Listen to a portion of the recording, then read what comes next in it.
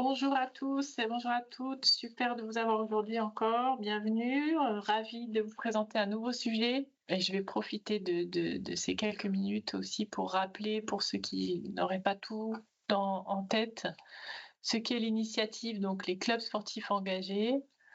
Euh, donc une initiative des ministères du Travail et du Sport qui est hébergée aujourd'hui au sein de France Travail pour nous permettre de vous mobiliser, club sportif, vous donner les outils pour déployer des projets autour donc sur vos territoires au bénéfice de personnes qui auraient besoin d'un accompagnement vers l'emploi et donc bien sûr en partenariat avec le réseau pour l'emploi. On va prendre un temps pour vous réexpliquer aujourd'hui ce qu'on entend par réseau pour l'emploi et vous permettre bien sûr d'être identifié par des partenaires publics ou privés au niveau national, mais aussi à l'échelle de vos territoires pour que vous ayez plus de poids, plus de valorisation de vos actions. Donc, un petit rappel sur le site internet. Vérifiez bien que vous êtes inscrit comme club engagé et que vous avez peut-être mis à jour au moins vos coordonnées, hein, parce qu'aujourd'hui, il est possible que vous paramétrez votre compte de club en vous créant, donc ici vous connectant. Si vous êtes inscrit comme club engagé, vous avez un compte. Vous pouvez renseigner vos coordonnées pour éventuellement les modifier s'il y a eu des changements. Et ensuite, vous avez tout plein d'infos sur le site, des services, les actions avec les cahiers des charges de chaque action que vous pouvez mener avec France Travail, d'autres actions pour vous inspirer, des financements et bien sûr plusieurs actus à suivre sur le site ainsi que sur nos réseaux sociaux. Vraiment, suivez-nous aussi parce qu'on communique beaucoup sur LinkedIn, Facebook. On communique aussi via des mailings si on a vos coordonnées correctes. Mais les boîtes mail, c'est pas toujours facile de vous joindre par mail. Donc voilà, les réseaux sociaux, c'est quand même pratique.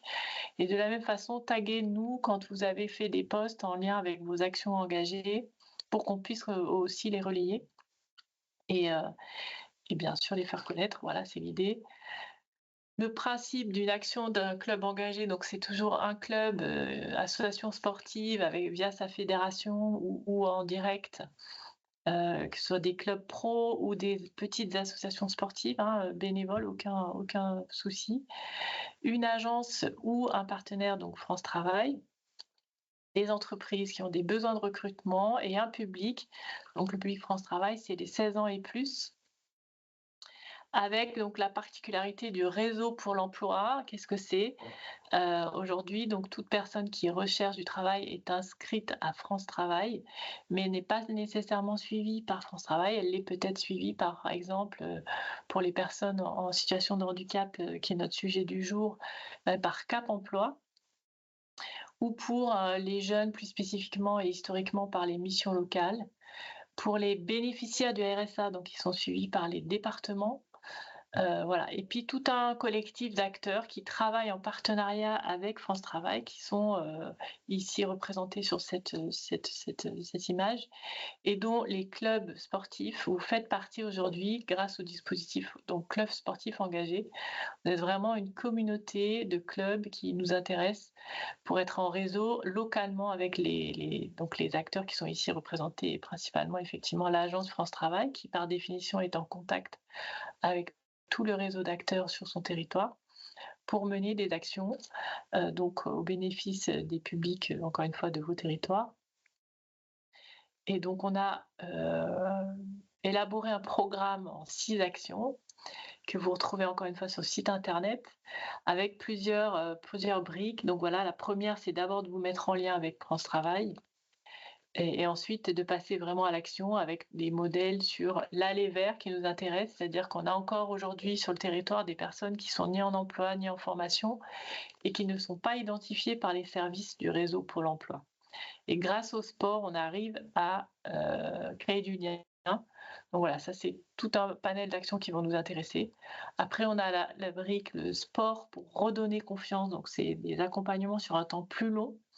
Vous savez peut-être, France Travail déploie des prestations d'accompagnement vers l'emploi, peut-être sur la valorisation de l'image de soi. Il y a différents dispositifs.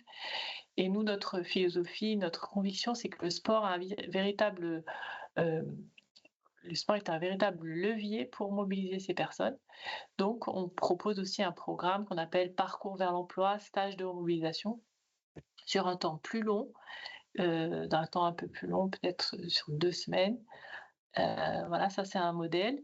Ensuite, il y a le sport pour recruter autrement, les stades vers l'emploi, aussi qu'on a beaucoup présenté. Donc toutes ces actions sont présentées successivement dans nos webinaires, du jeudi. Vous avez tous les enregistrements sur notre chaîne YouTube. Je vous invite à les regarder à nouveau et aujourd'hui, donc on va s'intéresser à un public, spécifique pour lequel on a identifié effectivement le sport comme un c'est pas nouveau, hein, c'est un véritable levier, c'est donc les personnes en situation de handicap et donc j'ai le plaisir d'accueillir aujourd'hui et de donner la parole à Thomas Gainsbourger, donc qui est, responsable, du fonds de dotation du Stade toulousain. Frédéric Laborde qui travaille donc à Cap Emploi en région, en Occitanie, et donc qui va aussi vous expliquer justement la spécificité de Cap Emploi par rapport à France Travail et Stéphane Proche qui est notre responsable donc des clubs sportifs engagés, en tout cas sur la région Occitanie. Voilà et peut-être je vais déjà vous passer la parole puisque je pense que vous avez l'habitude aussi de vous exprimer sur le sujet. Thomas, si tu veux, Thomas? Ouais. Bonjour à toutes et à tous. Alors, je vais juste partager mon écran. Vous voyez la présentation. C'est bon, Louise? Oui, parfait.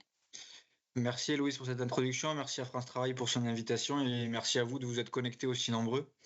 Donc moi je vais vous parler un peu du fonds de dotation du Stade toulousain. Je suis sûr que en entendant ces mots-là, il y en a au moins la moitié d'entre vous qui ont pensé à ce qu'on va voir juste après, à ça. Quand on parle de Stade toulousain, on pense Romain Tamac, on pense Antoine Dupont, on pense résultats sportifs. On pense moins, parce que c'est moins connu, engagement social et sociétal. Pourtant, c'est dans l'ADN et dans l'engagement du stade depuis toujours, du club depuis toujours. Il y a toujours eu des projets d'intérêt généraux qui ont été portés par le Stade toulousain. Et tout ça a été structuré il y a 5 ans, en février 2020, juste avant le Covid, avec la création d'un fonds de dotation. Ce fonds de dotation a la vocation à porter tous les projets avec un fort impact social et sociétal du Stade toulousain. Et il est structuré en 7 piliers. Je vais me concentrer là dans les quelques minutes qui viennent sur 2 de ces piliers. D'abord la jeunesse et l'éducation et ensuite le sport et handicap pour être dans le thème du webinaire. Sur le sport et handicap, on a un projet phare au Stade toulousain, c'est d'accueillir chaque semaine, on a une dizaine d'heures à peu près chaque semaine, des personnes en situation de handicap pour leur permettre de pratiquer une activité physique adaptée à leur handicap. Et donc on travaille avec une petite dizaine de structures qui peuvent être des hôpitaux, des IME, des structures médico-éducatives. Et donc on les accueille chaque semaine à Ernest Vallon au Stade toulousain pour que leurs bénéficiaires, donc il y en a une centaine à peu près chaque année, puissent avoir des séances de sport. Et à côté de ça, ce qu'on organise également, c'est une journée où tous les bénéficiaires que vous voyez pour certaines d'entre elles en photo à l'écran puissent aussi venir sur une demi-journée donc au stade, visiter un peu le Ernest Vallon, assister à un entraînement et avoir un temps privatisé, c'est la photo que vous avez en haut à droite, avec les joueurs du Stade toulousain. L'objectif de ce programme-là, il est double, à la fois avoir un impact sur la santé, donc là vous voyez quelques éléments objectivés sur l'agilité ou l'endurance, où on voit que ce type de programme-là et cette activité physique va leur permettre d'améliorer certains paramètres de santé. Mais surtout, ce que je voulais vous partager avec vous, c'était le petit verbatim qu'on a en dessous. Je vais vous laisser quelques secondes pour le lire.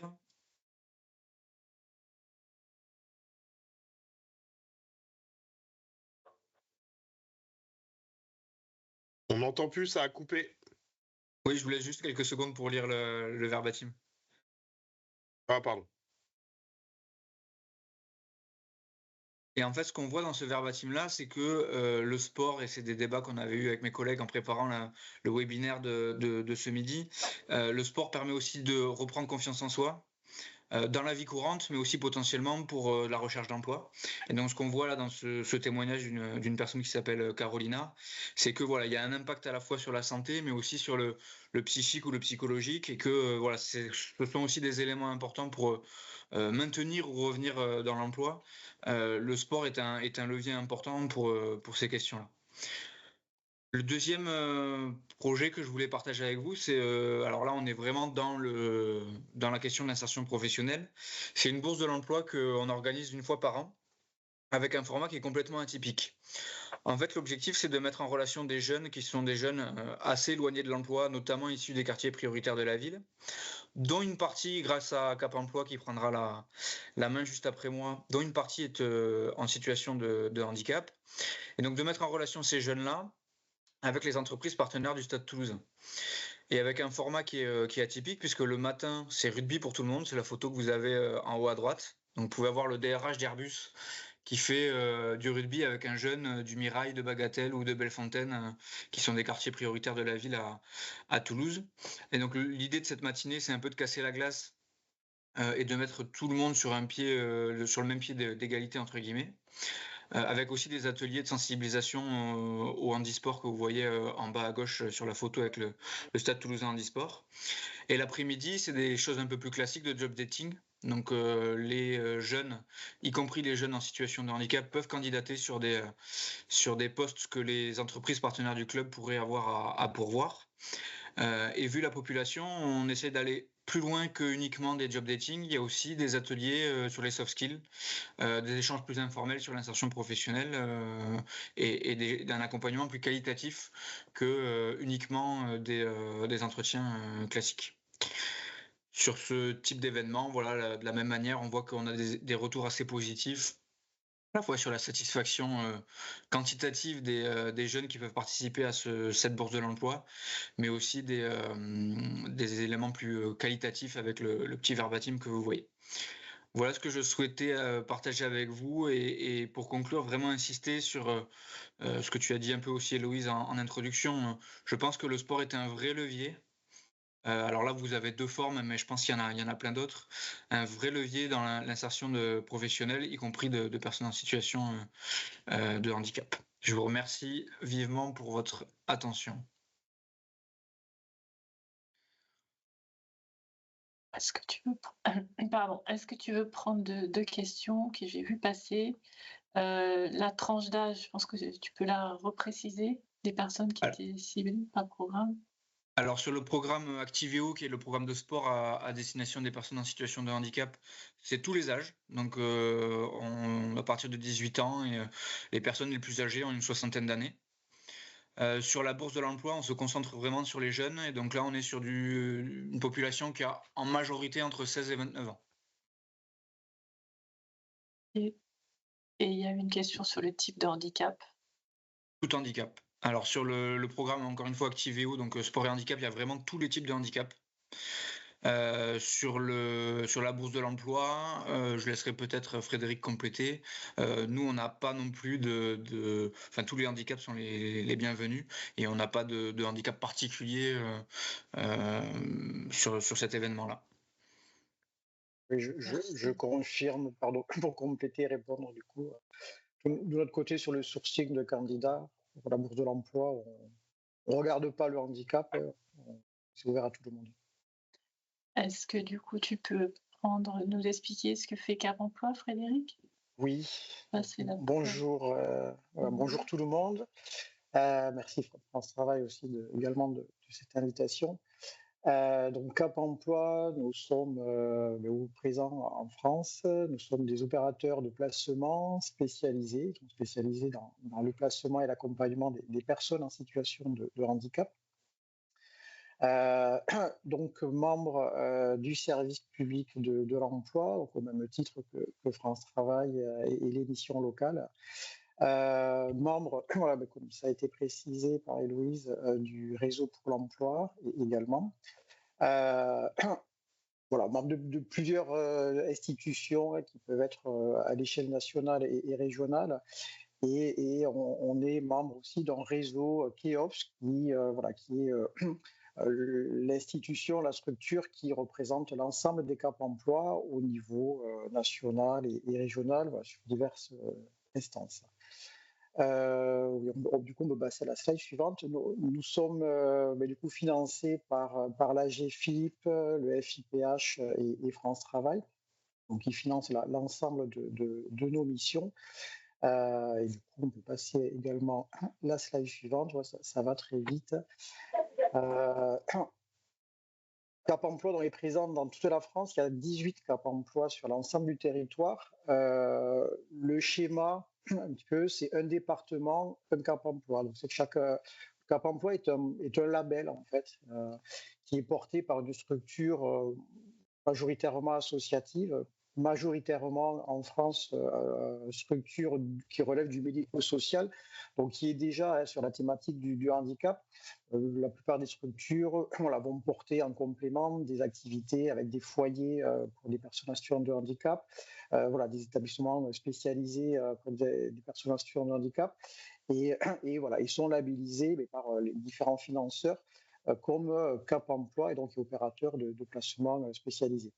Donc, on a tous les mêmes missions en France, puisqu'il y a une convention qui régit nos missions.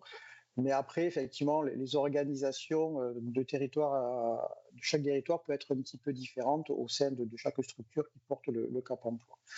Donc moi, je suis responsable de service au sein du Cap emploi de la Haute-Garonne, qui couvre l'ensemble du territoire de Toulouse et l'agglomération. Voilà, donc mon organisation interne peut être différente, par exemple, du Cap emploi qui peut intervenir sur Paris. Donc, si vous souhaitez trouver votre interlocuteur Cap emploi sur le territoire, donc vous pouvez flasher de suite ce QR code ou sinon vous pouvez le retrouver l'ensemble des annuaires des Cap emploi sur le site capemploi.fr ou .com. Éventuellement, Louise, si tu cliques au milieu sur le gros bouton, on peut accéder au site. Mais si la slide est partagée, vous pourrez, chacun d'entre vous, retrouver directement l'annuaire. Au niveau de nos missions, nous avons deux axes, deux grandes missions. C'est l'accompagnement vers l'emploi et l'accompagnement dans l'emploi. L'accompagnement vers l'emploi, ce sont les missions qu'aujourd'hui on met en œuvre avec France Travail dans le cadre d'un rapprochement qui a eu lieu maintenant il y a 3 ans, plus de 3 ans. Concrètement, comment ça se passe? Dans chaque agence France Travail de France, il y a une team handicap, une équipe de conseillers dédiés aux personnes en situation de handicap demandeurs d'emploi. Dans cette équipe, il y a donc des conseillers de Cap emploi et des conseillers de France Travail qui ont une dominante sur le handicap et on travaille ensemble pour mener des actions d'accompagnement, de placement, de reconversion pour travailler en faveur des personnes en situation de handicap. On retrouve aussi dans ces équipes des conseillers relations entreprises, Cap emploi, qui va travailler avec les services entreprises de France Travail pour aller vers les entreprises et avoir une mission d'information, de sensibilisation et aussi d'accompagnement des entreprises qui souhaitent recruter des personnes en situation de handicap. Et on va accompagner ce qu'on appelle la mise en emploi. C'est-à-dire l'objectif aussi sera de sécuriser la prise de poste et la mise en emploi en mettant notamment en œuvre des moyens de compensation du handicap et d'adaptation du handicap et en permettant à la personne et aux employeurs aussi d'accéder à l'ensemble des services qui sont spécifiques pour les personnes en situation de handicap, souvent donc financés par la GFIP. Et l'accompagnement dans l'emploi, la seconde mission, la cible est le salarié. Le salarié en situation de handicap où la demande est en cours et qui, sur son poste de travail, a besoin de bénéficier d'un aménagement de son poste pour rester en emploi, pour pouvoir se maintenir sur son emploi, ne pas le perdre.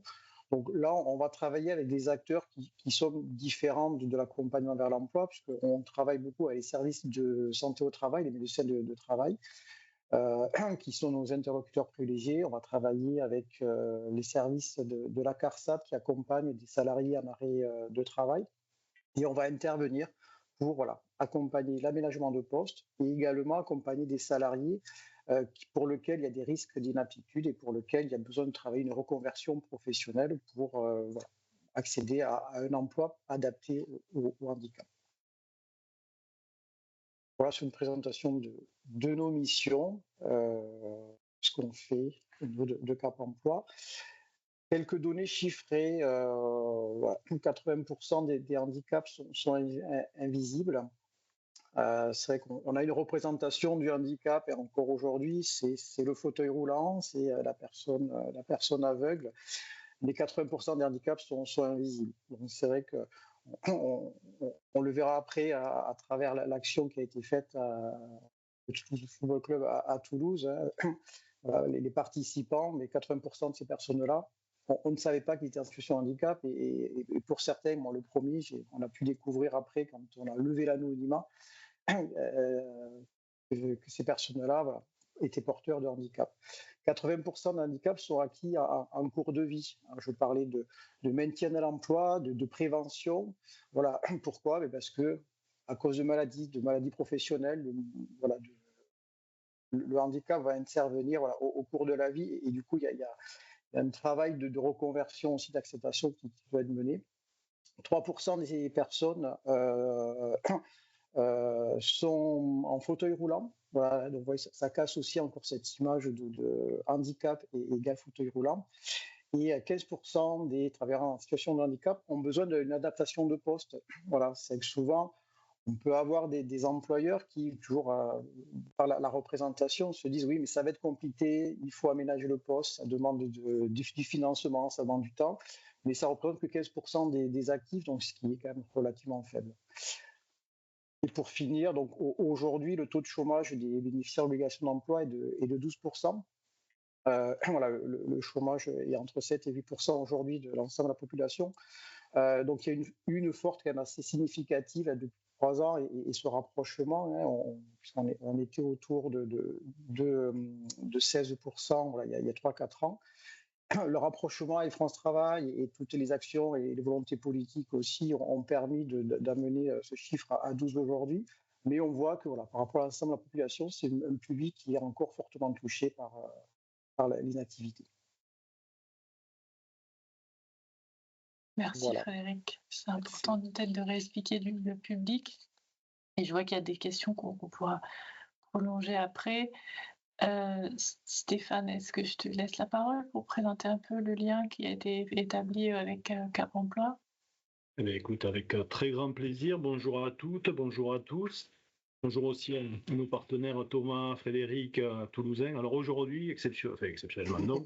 En tout cas, pour montrer la dimension que le sport et le handicap sont intimement liés, je suis en direct de Montauban, pas très loin de Toulouse, justement pour préparer 2 événements autour de clubs de Montauban, donc un avec le rugby prochain, qui vont intégrer, on va dire, des personnes en situation de handicap, justement en lien avec toute l'importance qui a été évoquée, et l'importance du sport pour le permettre, notamment la remobilisation et le retour à l'emploi.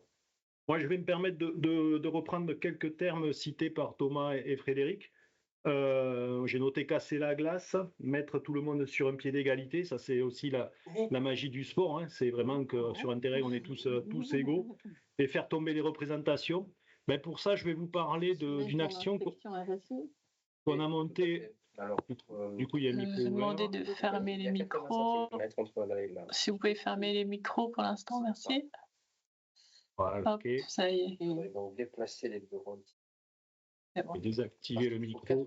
Voilà. Et du coup, je vais vous parler d'une action qu'on a montée avec le club du Toulouse Football Club. Vous voyez, les clubs de sport professionnels toulousains sont aussi très impliqués sur le sujet du handicap. Et je vais vous partager mon écran, le temps de faire en 2 clics. Et vous montrer cette vidéo sans oublier de partager le son. Voilà. Est-ce que vous voyez mon écran? Parfait. Parfait. J'envoie la vidéo. Il y en a pour 2 petites minutes. Le concept de la journée, c'est faire rencontrer donc des employeurs et des candidats au travers d'ateliers sportifs, c'est-à-dire d'utiliser le sport comme un vecteur de rencontre et d'intermédiation.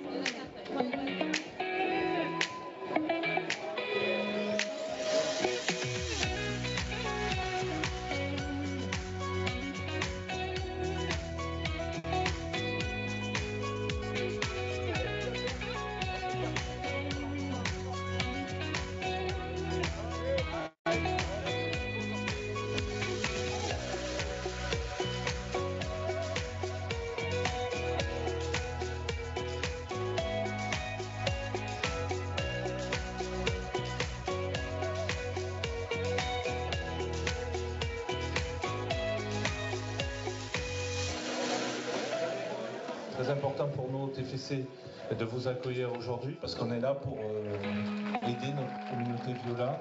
Tout le monde est anonyme sur la matinée avec une levée d'anonymat au moment de la fin du repas, voilà, qui permet à chacun de découvrir qui est qui.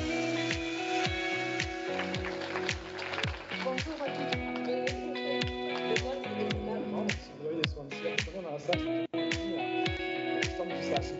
On espère vous voir nombreux sur le stand de cet après-midi pour vous présenter les métiers qu'on peut avoir comme opportunité.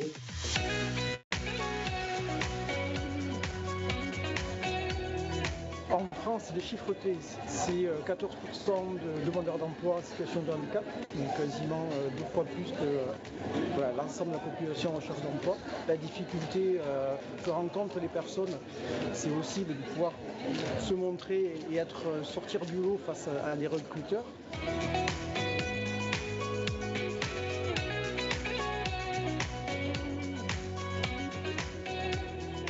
Le sport, ça a permis de nous mettre sur le même pied d'égalité. On était dans la même équipe, on ne savait pas qui était chercheur d'emploi, qui était recruteur. C'était vraiment une très bonne matinée. Voilà, j'arrête le partage. Donc du coup, vraiment l'idée de cette opération, c'était un stade vers l'emploi, oui, ce dispositif dont Héloïse parlait tout à l'heure, qui était dédié 100% au recrutement de personnes en situation de handicap. Donc on l'a mené au mois de novembre pendant la semaine européenne de l'emploi des personnes handicapées, et comme vous avez pu le voir, il y avait du coup une vingtaine de recruteurs et 80 personnes en situation de handicap, toutes sortes de handicaps, pour répondre ou à compléter une réponse par rapport à la question de tout à l'heure. On avait bien sûr une seule règle, c'est de ne refuser aucune personne de s'adapter à tous les handicaps qui potentiellement se présenteraient le jour de cette manifestation. Et donc, du coup, ça a été l'occasion. La dernière personne qui témoignait, c'était un demandeur d'emploi. Il a parlé de mettre sur un pied d'égalité, si je reprends les termes. Et c'est ça qui était important, c'est que le regard des employeurs sur le handicap a changé ce jour-là, mais également le regard des personnes sur elles-mêmes a pu évoluer. Et ce témoignage est très important, de dire qu'on se remobilise, c'est vraiment l'enjeu. Et ça va dans ce que présentait également Thomas tout à l'heure sur comment on intègre le sport dans un parcours de reprise de confiance en soi. Frédéric, tu l'expliquais tout à l'heure, on a une collaboration, puisque dans les lieux uniques d'accompagnement, on a nos conseillers qui s'unissent pour travailler sur tout le parcours de retour à l'emploi des personnes en situation de handicap. Et le chiffre que tu citais de 80% des handicaps qui apparaissaient au cours de la vie, il est très important. Non pas que les 20% autres ne soient pas importants, mais ce chiffre-là, il a un impact. C'est-à-dire que les personnes qui développent un handicap et que ce handicap impacte après leur carrière professionnelle, leur parcours professionnel, il y a un acte qu'on appelle, nous, c'est l'acceptation du handicap. C'est la fameuse phase de rétablissement, pour le terme un peu plus technique, dans le jargon de l'insertion. Et c'est là où le sport est vraiment très précieux, et c'est là où on aura, nous, acteurs du placement, et notamment du placement lié au handicap, on aura besoin de multiplier les actions qui permettent aux demandeurs d'emploi, qui, en plus d'être en recherche d'emploi, ont un handicap, ne pas considérer que le handicap est un frein, mais on a vraiment aujourd'hui de nombreux talents dans toutes les populations, y compris chez les personnes handicapées. Et c'est très important que le monde des entreprises y soit associé, justement pour qu'on fasse aussi évoluer ces représentations. Voilà, c'était un petit peu le témoignage que je voulais vous apporter. À savoir qu'on est très vigilants aussi, nos deux maisons Cap Emploi et France Travail, c'est que dans tous les dispositifs qu'on monte autour du sport inclusif, que la population des personnes en situation de handicap soit au moins représentée à la hauteur de leur poids dans la population des demandeurs d'emploi. Mais on est, nous, en tout cas, satisfaits en Occitanie de voir que la population de personnes en situation de handicap est représentée au-delà de ce chiffre-là, ce qui veut dire qu'il y a une vraie dynamique et une vraie synergie partenariale. Donc, on a besoin de tous les acteurs du réseau pour l'emploi, mais beaucoup aussi des clubs sportifs que vous représentez aujourd'hui pour pouvoir monter ce type d'action, parce que c'est vous qui avez les structures, c'est vous qui avez les éducateurs, c'est vous qui avez aussi les idées qu'il faut soumettre, et on vous invite à vous rapprocher à l'issue, ou si vous le souhaitez, ou si ce n'est pas déjà le cas, de vos correspondants sur les clubs sportifs engagés en région, ou alors tout simplement de nos agences France Travail, dans lesquelles vous retrouverez aussi les interlocuteurs du Cap Emploi. Et dernière chose, je me permets de rebondir sur le programme du Stade Toulousain. On doit travailler prochainement, échanger avec Thomas sur le sujet, parce que l'idée, c'est les deux clubs sont très proches à Toulouse, le Stade Toulousain et le TFC. Le TFC n'a pas encore le palmarès du Stade Toulousain. Voilà. Mais en tout cas, ce qui est sûr, c'est que les bonnes idées se partagent aussi entre les clubs. Et c'est que demain, le TFC souhaite monter un projet d'accueil de personnes en situation de handicap et du coup de pouvoir leur permettre d'accéder aux installations sportives des équipes professionnelles de football, garçons et filles, du Toulouse Football Club. Je vous remercie pour votre attention. Je pense qu'on peut laisser la place aux questions, si ça vous va. Et Loïse, je veux bien compléter ma réponse, puisque Virginie, dans le chat, a complété sa question. Oui, merci. Donc, par rapport au programme Activéo, donc, et le programme sport et handicap qu'on a au Stade Toulousain, on n'a pas plus de handicap que d'autres représentés. Pour répondre à la question, ça peut être vraiment tout type de handicap. On a handicap moteur, sensoriel, mental, cognitif, psychique. Par contre, là où Virginie, vous avez raison, c'est que c'est pas du tout la même chose de prendre en charge ce que vous mettez dans le chat, des handis sourds ou malentendants avec et des handicaps invisibles ou lourds. Donc, en fonction du type de handicap, nous, on n'a pas de prisme sur le type de handicap, mais par contre, on a deux choses qui sont très importantes. La première, c'est qu'on limite les groupes. Donc les séances, elles se font entre 5 et 10 personnes. Ça permet d'avoir une adaptation au type de handicap dans la séance. Et la deuxième chose, c'est que les éducateurs qui interviennent sont généralement deux. Ils ne sont pas tout seuls. Donc vous pouvez faire un accompagnement, pas sur mesure, mais pas loin, parce que vous avez un petit nombre de personnes et deux accompagnants. On a 5 personnes du Stade Toulousain Handisport qui interviennent sur ce dispositif-là. Alors, ça ne fait pas 5 ETP, évidemment, hein, puisque, ce que je disais tout à l'heure, on a une dizaine d'heures par semaine. Et évidemment, ils sont qualifiés. Ils ont des licences ou des masters activités physiques adaptées et d'autres formations via le Stade Toulousain Handisport. Et donc, pour répondre à la dernière question que vous posiez, le fonds dotation finance la majorité du dispositif Activéo. On a aussi le Stade Toulousain Handisport en direct qui a des mécènes qui le financent. Et sans rien dévoiler de confidentiel, par exemple, nous, on a Malakoff Humanis qui est un de nos gros mécènes historiques et qui est très impliqué sur les questions de lutte contre le handicap, pour le handicap, pardon. Et Malakoff Humanis est un des principaux mécènes de ce programme-là sur le Stade Toulousain. Voilà pour compléter la réponse. Ok, merci. Il y avait une question de Virginie qui faisait écho autour des recruteurs. Alors, ce sont les recruteurs des 3 partenaires qui se sont réunis sur l'opération, c'est-à-dire à savoir les entreprises. En fait, personne n'a d'entreprise propre. Hein, voilà. Donc, on a mis en commun nos réseaux pour essayer pour proposer à ces 20 entreprises de venir. Donc, il y avait des entreprises du réseau de Cap Emploi, il y avait des partenaires du Toulouse Football Club et également des entreprises qui travaillent régulièrement avec France Travail. L'idée, là, c'était une première étape, c'est vraiment d'aller pousser cet engagement des entreprises qui derrière peuvent demain venir recruter et ou financer des actions. Si Thomas, tu viens de citer tu viens de citer Malakoff Médéric, par exemple. De nombreuses entreprises aujourd'hui s'engagent et permettent d'être des acteurs du financement de certaines actions via leur fonds de dotation. On a notamment un dispositif sur le territoire national qui s'appelle les entreprises s'engagent et qui peuvent être un levier d'entreprises qui, pour adhérer à ce dispositif, ont dans leur volonté un engagement sociétal, et notamment autour du handicap. Pour compléter la réponse de Stéphane là, sur la manière dont nous on s'appuie sur les structures locales pour effectivement sur la bourse de l'emploi. Là je parle plus pour avoir des candidats et des jeunes qui viennent sur la bourse de l'emploi. Je complète et je suis complètement aligné avec ce qu'a dit Stéphane. L'important c'est le réseau local et donc de s'appuyer sur les structures locales. Et donc nous on essaie tisser un réseau avec des associations locales qui ont l'habitude de travailler notamment dans les quartiers. Donc ça va parler à certains d'entre vous. On travaille avec Robon, on travaille avec Proxité, avec FAS, avec nos quartiers ont du talent, avec Apprentis d'Auteuil, voilà, qui sont des associations en général nationales qui ont des antennes locales. On travaille aussi avec Rugby No Limit, Oval Citoyen, enfin voilà, plein d'associations locales qui ont l'habitude d'échanger avec les jeunes en recherche d'emploi. Avec Cap Emploi, évidemment, sur la question du handicap, et on travaille aussi avec les missions locales et France Travail au niveau local. Donc je pense que c'est une très bonne question, et ça peut être parfois une difficulté, effectivement, de savoir par qui passer. L'important, voilà, c'est d'essayer de bien mailler les acteurs locaux qui interviennent sur ces questions-là, qui ont toutes et tous des contacts avec soit des jeunes pour nous sur la bourse de l'emploi, soit des personnes en situation de handicap en fonction des besoins. Et pour compléter, pour compléter ce que dit Thomas, voilà, le réseau pour l'emploi, ce qui se met en place aujourd'hui, renforce ce travail justement de réseau et de partenariat.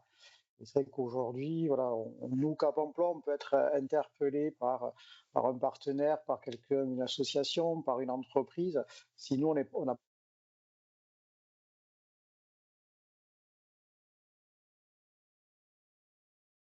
perdu Frédéric. Personne, les situations, pour qu'il y ait vraiment une réponse adaptée à la demande et aux besoins. Tu peux reprendre, on a perdu une phrase au milieu. Excuse-moi. Tu parlais du réseau, hein, c'est ça? La mise en relation via Cap Emploi? Il y a eu une coupure de réseau.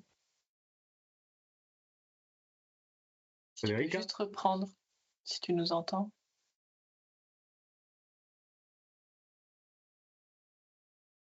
On va peut-être revenir. Est-ce que ça répond à la question de Virginie Rabillard? Et on laissera Frédéric compléter. Et je voulais, voilà, peut-être le temps que Frédéric puisse se reconnecter, c'était de dire que dans chaque département, il y a un club des entreprises s'engagent.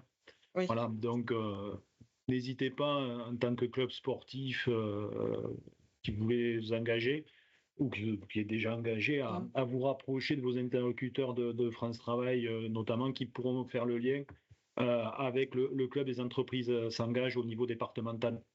En fait, excusez-moi, je prends la parole. C'est juste qu'en fait, moi, je suis un club où on accueille déjà donc des personnes en situation de handicap. On est affilié à la FFH. On a des sections. Je suis un club omnisport, donc on a des sections handi. Et parmi les handi, en fait, on a beaucoup de personnes qui, alors. On a essentiellement des gens en fauteuil, donc c'est suite à, on va dire, un accident de la vie et qui se retrouvent coupés de l'emploi. Et souvent, il faut envisager une reconversion. Et alors, moi, je n'ai pas fait encore cette démarche-là, c'est pour ça que ça m'intéressait Webinaire. En fait, c'est via mon réseau personnel où j'essaye de mettre en lien, vous voyez, via la mairie, d'essayer de réfléchir à, voilà, mais il n'y a pas de vrai accompagnement. Et là, jusqu'à présent, ces personnes-là, donc nous, on a un programme de sport qui permet aussi l'entretien et tout ça. On les inclut dans toutes nos sensibilisations auprès des entreprises et des écoles pour justement qu'ils restent pas chez eux, parce que il y a la coupure sociale qui est évidente et ça leur fait du bien. Mais c'est vrai que il y a cette difficulté-là. Ils me le verbalisent et je me suis aperçue qu'effectivement il y avait un gap. Bon, il se trouve que moi je suis en situation de handicap, mais dans la fonction publique, donc le reclassement, on va dire, a été plus facile. Et des gens du privé, là c'est voilà. Et c'est pour ça que ça m'intéressait. Et désolée, je suis très précise dans les questions, mais parce que pour le coup, on a en plus des personnes qui sont demandeuses et demandeurs d'ailleurs. Et voilà. Et je trouve que effectivement, je suis d'accord avec vous. Le sport, voilà, nous on a la possibilité de passer ce cap-là pour aller encore plus loin dans l'accompagnement. Voilà. Donc j'avais besoin surtout de savoir aussi les financements et tout ça, mais merci. Voilà, je vous invite à vous rapprocher. En tout cas, Héloïse, moi je parle à mon nom, moi je suis à votre disposition si vous voulez aller plus loin. Mais je vous invite également à vous rapprocher de vos correspondants chez France Travail au niveau local pour voir comment se projeter sur l'accompagnement et l'adaptation du retour à l'emploi en fonction de chacune des situations, puisqu'on est bien sur une prise en compte de chacune des situations individuelles qui peuvent être soit avoir des phases collectives ou individuelles suivant les situations. Très bien, merci. Avec grand plaisir. Voilà. Frédéric, tout va bien. En tout cas, c'est tout à fait l'ADN du projet Les clubs sportifs engagés, c'est qu'on part justement des sollicitations que vous avez en tant que club et pour essayer d'optimiser justement ce que vous faites avec les acteurs de l'emploi sur le territoire. Donc vraiment vous mettre en lien. Et Loïs, il y a une question à laquelle je suis incapable de répondre, mais peut-être toi oui, sur est-ce qu'il y a des aides autres que celles de la DGFiP pour l'embauche d'une personne en situation d'handicap invisible? Oui. Je suis revenu, pardon. J'ai une coupure de Frédéric. réseau. Voilà. Mais du coup, par rapport à cette question, oui, donc il y a les aides effectivement de l'État. Aujourd'hui, la GFIP complète par des aides spécifiques pour l'embauche d'alternants en situation de handicap. Aide qui va être variable selon la durée du contrat. Et pour des employeurs publics, c'est la FIP et HFP qui aussi peut allouer des aides financières à l'employeur et également des aides pédagogiques de la formation. Voilà, je ne peux pas vous donner des montants parce que du coup elles sont variables en fonction des durées de contrat, mais on est sur maximum aujourd'hui sur la GFIP, c'est 4 000 euros d'aide. Sur un contrat de 24 mois, quoi. Et il y a également toutes les aides pas spécifiques liées au handicap qui peuvent être mobilisées autour de l'adaptation, des formations préalables, notamment sur certains postes. Quand il manque un bloc de compétences et que celui-ci représente un frein à l'embauche, tout ça peut être monté et financé par les différentes aides du service public de l'emploi. Donc là, toujours la logique, c'est vraiment de créer un écosystème, de se rapprocher entre différents acteurs de la dimension sociale, de la dimension de l'insertion, mais également de la dimension sportive. Merci pour la réponse. Je suis désolé, hein, nous on n'entend rien, ou alors soit ma réception est mauvaise, mais vraiment c'est hyper haché et on entend une information sur 4. Ça marche pas mal pourtant. On va passer la parole à Séverine. Est-ce que vous pouvez préciser la question que vous avez inscrite sur l'encadrement des jeunes? Oui, en fait, moi, on est un club de gym. On va mettre en place l'année prochaine deux plans. On va accueillir des jeunes en handicap, ça n'a pas de problème. Mais surtout, on a un projet d'embaucher 2 encadrants ayant des handicaps. Simplement, ils m'en parlent de leur handicap. Le projet, il est déjà un petit peu en route, mais on n'a pas le handicap définitif. C'est un secret médical, il n'y a pas de souci là-dessus. Simplement, on leur met entre les mains des enfants en bas âge, enfin qui auront entre 6 et 10 ans. À quel moment on sait que ce handicap n'a pas d'impact, en fait? C'est un vrai souci pour l'employeur, parce que en tant que présidente, je suis responsable de ça, quoi. Je vous répondrai quand vous formez le besoin de recrutement de personnes en situation de handicap. Je dirais c'est face à ce recrutement, un conseiller Cap Emploi sera présent pour vous accompagner. On va récupérer le besoin, c'est-à-dire avec vous, on va établir la fiche de poste, on va évaluer avec vous aussi les conditions de travail, les contextes de travail de la personne, et on va pointer effectivement, dans ces contextes-là, en termes de compensation, d'adaptation, ce qu'il faut éviter et ce qu'il faut mettre en place éventuellement potentiellement. Donc là, on est sur un métier avec de la relation avec des enfants, dans un contexte de particulier. Derrière, quand les conseillers Cap Emploi vont faire le sourcing, vont faire le rapprochement avec des candidats, on va aller chercher des candidats, mais pour lesquels, en tout cas, le métier dans le domaine de la petite enfance ou de l'enfance est adapté et validé, ce qu'on appelle validé dans nos jargons. Donc parce qu'il y a eu tout un travail qui a été fait en amont avec les conseillers référents, qui sont de Cap Emploi, qui sont de France Travail, qui sont aussi avec de la mission locale, ou en tout cas les conseillers référents, pour bien valider que le projet dans la petite enfance avec mon situation de handicap est compatible. Et vérifier, après on a des outils qui permettent de vérifier que la capacité aussi en lien avec le handicap est compatible avec le métier. Donc je vous dirais comme ça, les candidats qui seront proposés par France Travail, Cap Emploi, auront été préqualifiés et au regard du handicap, le profil normalement est validé. Charge après à vérifier, vous, lors de l'entretien, s'il y a des contre-indications particulières, des points d'attention particuliers au regard du handicap sur lesquels il faut être attentif. Et en fonction, voilà, on pourra aussi intervenir pour adapter le poste de travail pour que la personne ne soit pas en difficulté, mais aussi que les jeunes que vous accompagnez, et vous en tant qu'employeur, vous puissiez respecter aussi vos engagements. Et pour finir, il y a la médecine du travail qui est aussi présent, qui est aussi là pour, au regard du handicap, apporter des préconisations complémentaires, toujours dans l'idée d'adapter le poste de travail et que ce soit compatible.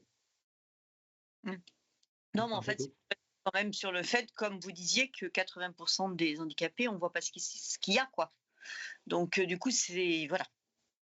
Oui, mais en amont, tout le travail des référents emploi, de France Travail, de Cap Emploi et même de missions locales, je disais, c'est de valider le projet. Donc, on sécurise le projet professionnel et on essaie de baliser au mieux le fait que le métier dans la petite enfance, pour cette personne-là, qui est porteur de tel ou tel handicap, est compatible, qu'il soit visible ou qu'il soit invisible. Donc, on va utiliser des outils, il y a des offres des services qui sont financés par la GFIP en particulier.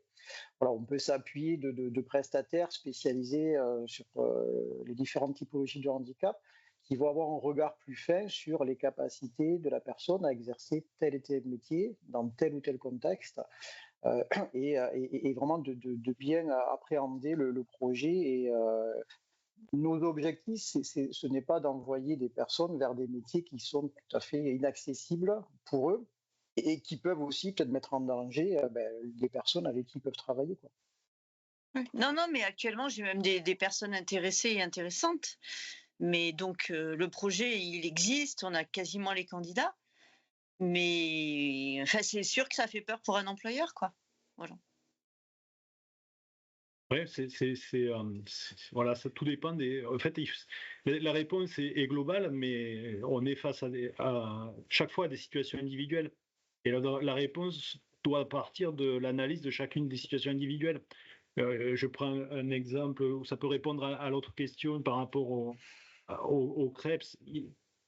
Aucun handicap, aucune situation n'est égale à une autre.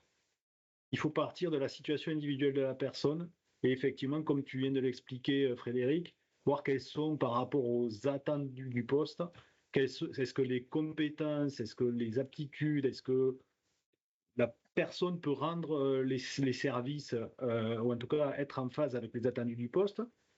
Oui, non, il y a un écart, une contre-indication majeure, on ne positionne pas la personne. Il y a un petit écart, je prends un exemple, mais vraiment un exemple, quelqu'un qui est aujourd'hui malentendante, qui a un handicap malentendante, dont la compensation peut être faite avec une prothèse auditive.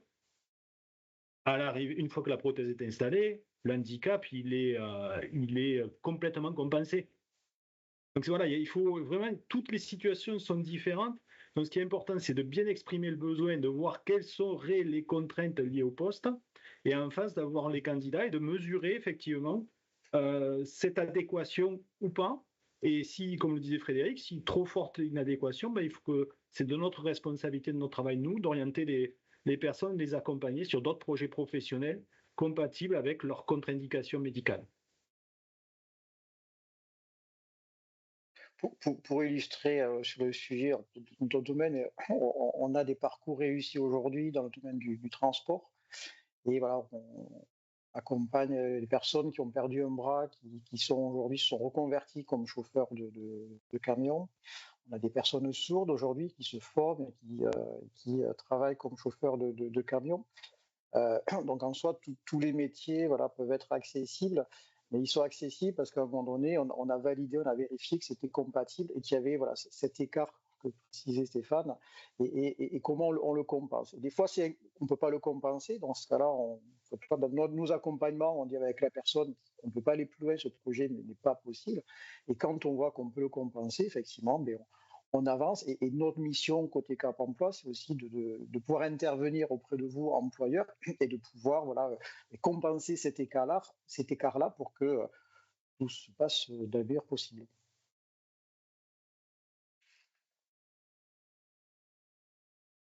Est-ce que vous pouvez peut-être compléter un peu sur la partie justement en quoi l'accompagnement par le sport a permis le retour à l'emploi de personnes qui peut-être ne s'envisageaient pas retravailler suite à un handicap. Vous en avez déjà un peu parlé, mais c'est vraiment des parcours d'accompagnement qu'on encourage grâce aux clubs sportifs. Et d'ailleurs, ça se fait spontanément. Vous en avez parlé aussi, Virginie. Vous êtes du coup en capacité d'orienter ces personnes, car après une pratique sportive, finalement, elles ont repris goût, mais en plus, elles se réenvisagent reprendre une activité professionnelle. Stéphane, le micro, ouais. Pardon, excusez-moi, excusez-moi, Héloïse. On est effectivement dans ça, on est dans tout ce qu'on illustre depuis tout à l'heure sur nos 3 interventions, c'est que d'abord, le sport permet de rompre l'isolement, parce que certaines personnes, face à des situations de handicap, vont s'isoler. On l'a évoqué tout à l'heure. Le sport, qu'il soit individuel ou collectif, il se fait de façon collective. En tout cas, il se fait à plusieurs. Ce qui est important aussi, c'est qu'on est sur de la pratique sportive. On n'est pas sur du sport de compétition. Donc ça, c'est aussi, on est sur des choses sur des pratiques sportives adaptées. Même si au-delà, on a de très bons sportifs, il y a en situation de handicap. Les Jeux de Paris ont été l'exemple et exemplaire. Du coup, on a cette vraie logique, c'est de reprendre confiance en soi, de se dire, oui, c'est possible. Et ça, c'est clair. Et c'est vraiment l'enjeu, c'est de casser cette glace. Et je te reparaphrase une nouvelle fois, Thomas. Mais voilà, il faut casser cette glace et se dire, et casser cet isolement qui dit finalement je n'y arriverai pas. Et c'est là où le sport a cette valeur à la fois d'accompagnement et de toujours essayer d'aller chercher un peu plus en termes de performance adapté à sa situation. Et c'est vrai que là-dessus, le sport aussi est un véritable acteur aussi de proximité, quelles que soient les pratiques. C'est là aussi où il se passe beaucoup de choses autour d'un terrain et que des personnes, à un moment donné, peuvent se confier entre elles sur un terrain ou autour d'une pratique sportive et à un moment donné exprimer une situation et avoir cette solidarité liée à on va dire, à la solidarité de terrain, quoi. Peut-être pour compléter, Louise, pardon. Vas-y, Thomas. Ouais, merci. Par rapport à ta question, c'est vrai qu'on parle beaucoup de l'impact du sport pour les personnes en situation de handicap et ce que ça peut leur apporter. Moi, je veux faire un autre témoignage plutôt côté employeur sur la bourse de l'emploi. C'était donc un recruteur d'une entreprise qui était présente sur la bourse de l'emploi et qui on évalue toujours le dispositif et donc dans les retours qu'il a fait sur l'évaluation disait si j'avais fait un entretien classique avec le jeune, j'aurais pas du tout vu ce qui s'est passé le matin au rugby et le côté leader qu'il a pris sur alors c'est pas des matchs de rugby de haut niveau non plus hein, mais voilà, on les initie au rugby le matin, voilà, et donc le recruteur disait j'ai vu des qualités et des compétences chez le jeune pendant la matinée que j'aurais pas du tout vu sur un entretien classique. Donc c'est une autre forme de réponse, mais c'est pour aussi montrer que le sport aussi pour l'employeur permet de montrer des compétences qui n'auraient pas forcément été vues sur un entretien classique. Qui peut répondre à la question justement de mise en situation. Exactement, super. C'est vraiment intéressant parce que voilà, ça peut vous aider à solutionner un peu des deux côtés, d'où l'importance et vraiment notre ADN, c'est de créer ce rapprochement entre les acteurs sur votre territoire. Voilà, avec des petites mises en relation, très simplement. C'est bien d'avoir des beaux programmes en national, mais ce qui compte, c'est ce que vous faites au local, avec des acteurs qui sont sur le terrain, qui connaissent les populations. Donc, vraiment, merci pour vos témoignages. C'était super intéressant. Il nous reste peut-être un temps pour une question, s'il y en a encore. Ou est-ce qu'on a répondu à tout ce qui était dans le chat, il me semble, mais...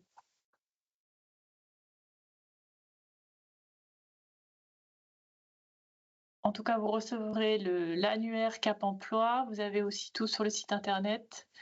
Et n'hésitez pas à vous faire connaître si vous avez déployé déjà des actions justement en faveur du handicap. Voilà, encore une fois, notre objectif ici avec les clubs sportifs engagés, c'est de repérer des modèles qui puissent être déployés facilement sur tout le territoire. Donc n'hésitez pas, si vous aussi vous souhaitez témoigner, pour inspirer d'autres clubs à vous faire connaître. Et en tout cas, merci à tous pour votre participation aujourd'hui. Merci Thomas, merci Stéphane, merci Frédéric. Avec plaisir.